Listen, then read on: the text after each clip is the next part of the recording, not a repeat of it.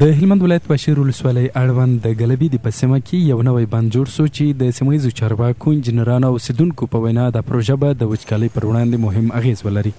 د هلمند په شمال کې یا د ولسوالۍ چې تیرو څو کلونو کې وچکالۍ سخته ځپلې ده. تازه جوړ شوی بند 12 متره لوړ، 215 متره اوږد او 15 متره پلن جوړ شوی. تازه جوړ شوی بند 10 متره پلنه او 120 متره اوږده پارچه هم لري چې د اوبو د ښه مدیریت لپاره مهمه برخه یادولی سو. د هلمند د اوبو او انرژي ریاست د انجنیري خدماتو امیر انجنیر پریدون وایي چې د بند جوړیدو لپاره نږدې 19.5 میلیونه افغانۍ د ملګرو ملتونو د نړیوال پرمختیایي پروګرام لخوا ځانګړې شوې وي او دا پروژه په تیرو 8 میاشتو کې بشپړه شوه. د ښاغلي پریدون په خبره دغه بند د 1 میلیون او 55,000 متره مکعب اوبو د زیرمه کولو ظرفیت لري. انجنیر پریدون دا هم زیاته کړه چې د دې پروژې موخه د ځمکنیو اوبو د سطحې لوړول، د باراني اوبو کنټرول او د شاړو ځمکو ته د کرنې او باغدارۍ په برخو کې ښه والی دی.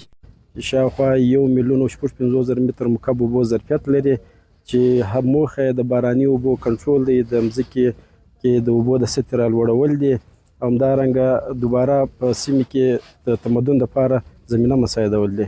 د هلمند واشیر ولسوالۍ ولسوال مولوي علي احمد احسان هم د پروژې د پلي کېدو هرکلی وکړ او ویل چې دا بند د سیمې لپاره مهم پرمختګ دی ځکه د دې ولسوالۍ اوسیدونکي تیرو څو کلونو کې وچکالۍ سخت ځپلي وو.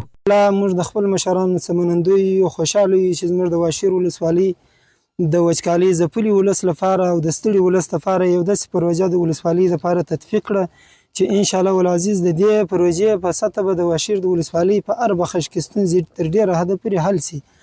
او موږ هم په دې کې کوشش کوو چې نور هم داسې پروژې د خپل ولس او دغه ستړي ولس لپاره نور هم د واشیر ولسوالۍ لپاره هغه څوک تطبیق کړو. د یاد بند د ساختماني شرکت استازي انجنیر عزیز موبین بیا وایي چې بند د منظمې نقشې او ډیزاین مطابق جوړ شوی دی او ټینګار کوي چې هغه ستونزې چې په نورو بندونو کې لیدل شوي دلته ورته توجه زیاته شوې ده.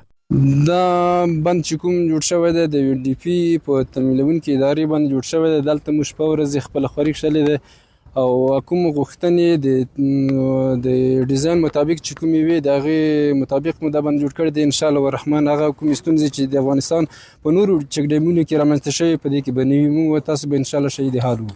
د سیمې اوسیدونکي هم وایي د دې بند جوړېدو ته ورځې حسابولي او خوښ دي چې د وچکالۍ څخه د خلاصېدو یوه هیله ورته پیدا شوه. فولاد د واشیر ولسوالۍ اوسیدونکی دی او وایي چې دا بند د کرنیزو اړتیاوو د پوره کولو لپاره مهم فرصتونه برابروي. دې ته دونه خوشبین یو چې دا زموږ د ډېرې وچکالۍ سره موږ مخ وو. انشاءالله که خدای کوله دا بند موږ ته ډېره غټه نتیجه دا په برخه کې او ډېرې اوبه به وکړي که خدای کوله انشاءالله. په واشیر ولسوالۍ کې نوی بند نه یوازې د سیمې د اوبو ستونزه تر ډیره حل کولی شي بلکې د دې ولسوالۍ د اوسیدونکو هغه ویره تر یوه حد هم ختمولی شي چې دوی مجبور شي چې خپلې سیمې د وچکالۍ په خاطر پرېږدي او نورو سیمو ته کډه شي. نعمت الله همت، د افغانستان ملي راډیو، هلمند.